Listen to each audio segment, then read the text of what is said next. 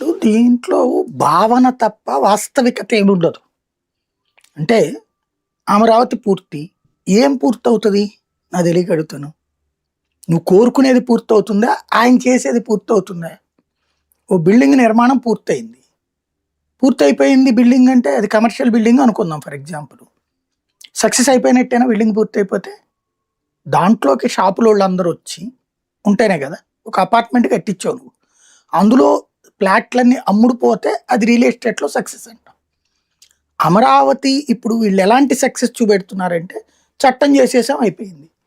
నిన్న ఎంతమంది ప్రజలు దీపాలు పెట్టారు చెప్పండి వీళ్ళ దగ్గర? వీళ్ళు పిలిచారు కదా దీపాలు.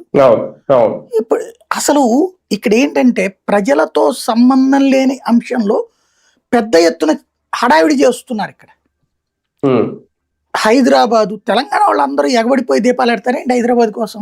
అక్కడ రాజధాని it is a part of our life.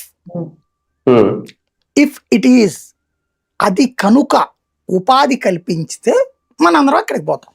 Simple అంతే కదా. అప్పటిదాకా మనకేంటి సంబంధం? ఇప్పుడు హైదరాబాద్ రాజధానికి మనలో ఎంతమంది ఓన్ చేసుకున్నాం చెప్పండి ఇన్ని సంవత్సరాల్లో? నాకు తెలిసి మా అమ్మ హైదరాబాద్ వెళ్ళనే వెళ్ళాల ఆవిడ జీవితంలో. ఆవిడ జీవితంలో హైదరాబాద్